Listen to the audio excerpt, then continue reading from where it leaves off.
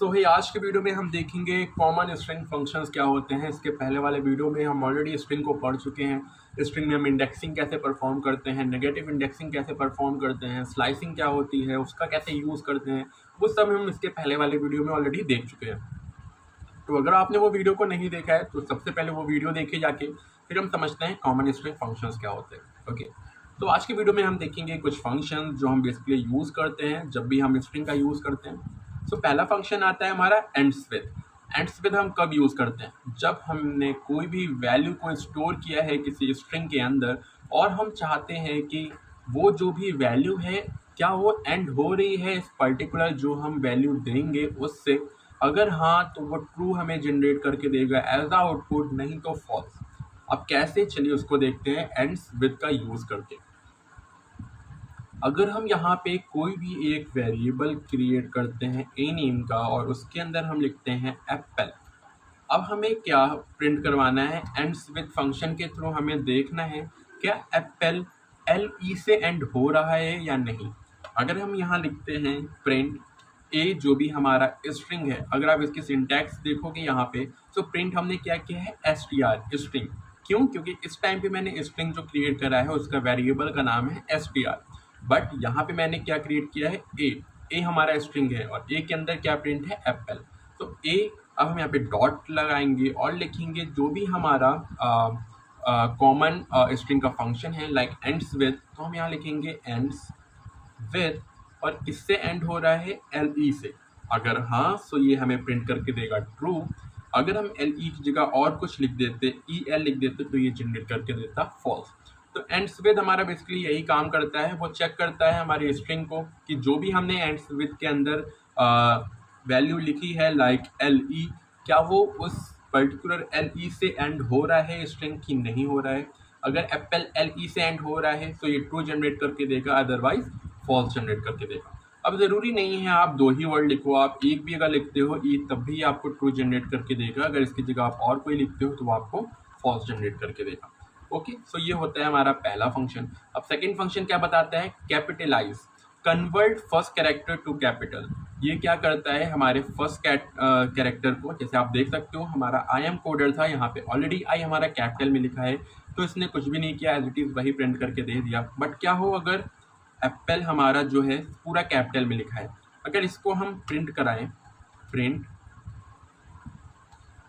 A string and capitalize, capitalize हमें क्या print कर, कैपिटलाइज दिस।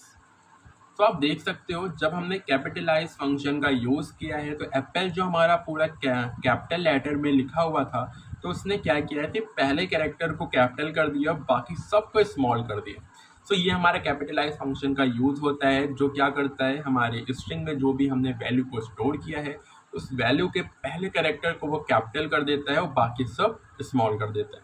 ये हमारा कैपिटलाइज फंक्शन का यूज़ होता है। अब नेक्स्ट देखते हैं हम रिप्लेस और ओल्ड न्यू। अब इसका हम क्या कब यूज़ करते हैं? तो when we replaces all occurrences of old word with new word. अब इसका हम कैसे यूज़ करते हैं, चलिए उसको देख लेते हैं। लाइक यहाँ पे मैंने लिखा है एप्पल। ओके, अब इसको हम करते हैं प्रिंट ए हमारी स्ट्रिंग का नाम डॉट रिप्लेस एंड ब्रैकेट में लाइक एप्पल में जो फर्स्ट वाला पी है या फिर जो ए है, ए को मुझे चेंज करना है, किसमें चेंज करना है? सी में।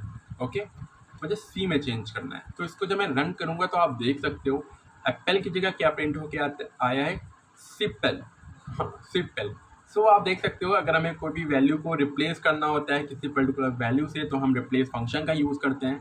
कैसे यूज़ करते हैं? सेम वही सिंटैक्स है, प्रिंट ए जो भी हमारे स्ट्रिंग का नाम है, फुल स्टॉप यानी डॉट, देन रिप्लेस ए जिसको हमें रिप्लेस करवाना है, देन कॉमा जिससे रिप्लेस करवाना है, सी से रिप्लेस कराना है तो ये हो गया सिंपल। ये बेसिकली हमारे रिप्लेस फंक्शन का यूज़ होता है। अगर हम यहाँ पे लिख देते हैं एल और सी की जगह हम लिख देते हैं जेड, तब अगर हम इसको कराते तो एप्पल में आप देख सकते हो जहाँ पे भी एल था उसकी जगह इसने जेड को रिप्लेस कर दिया है। अगर हम यहाँ लिखते पी और तब इसको रन करते तो जहाँ जहाँ पे भी पी था उसने वहाँ पे जेड से रिप्लेस कर दिया है। बेसिकली रिप्लेस फंक्शन का यही यूज़ होता है। देन हम यूज़ करते हैं फाइंड। अब फाइंड का क्या काम होता है? ये finds first index of the given word.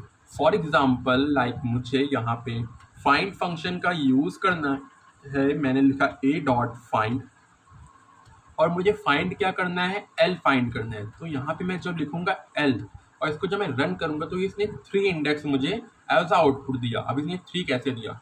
So find function क्या करता है, आप इसके अंदर जब भी कोई वैल्यू को लिखते हो सो उस पर्टिकुलर स्ट्रिंग में उस वैल्यू को फाइंड करता है और उसका जो इंडेक्स नंबर होता है वो प्रिंट करके देता है। लाइक मैंने l लिखा था तो इसने आउटपुट में मुझे 3 दिया, क्योंकि यहाँ पे अगर देखो तो a की इंडेक्सिंग 0 है, देन 1 2 एंड 3, तो 3 इंडेक्सिंग पे हमारा l आता है, तो डेट्स वाई इसने मुझे 3 एज आउटपुट जनरेट करके दिया है। नेक्स्ट आता है हमारा काउंट फंक्शन। तो काउंट फंक्शन का क्या काम होता है? तो ये काउंट करता है how many times a word appears. For example अगर मैं यहाँ पे काउंट फंक्शन का यूज़ करूँ, print a dot count, and इसके अंदर मैं p को अगर मैं देखूँ प्रिंट करा के, तो p हमारा कितनी बार आया है अपने स्ट्रिंग के अंदर, 2 टाइम्स, तो इसने मुझे 2 जनरेट करके दिया। यहीं पे अगर मैं a लिखता तो a हमारा कितनी बार आया है, 1 टाइम, तो इसने मुझे 1 जनरेट करके दिया। सो काउंट बेसिकली क्या करता है, हमने जो भी स्ट्रिंग के अंदर वैल्यू स्टोर करी है उसके अंदर वो उस पर्टिकुलर कैरेक्टर को देखता है और काउंट करता है कि वो कैरेक्टर कितनी टाइम्स रिपीट हुआ है। जितनी बार भी वो कैरेक्टर रिपीट होता है तो ये वो नंबर हमें काउंट करके एज आउटपुट दे देता है। तो ये कुछ हमारे फंक्शंस थे जिनको हमने देखा है अभी। अगर आपको इन फंक्शन में कोई भी डाउट होता है तो आप नीचे कमेंट सेक्शन में पूछ सकते हो। मिलते हैं नेक्स्ट वीडियो में कुछ प्रैक्टिस क्वेश्चंस के साथ, तब तक के लिए कीप लर्निंग।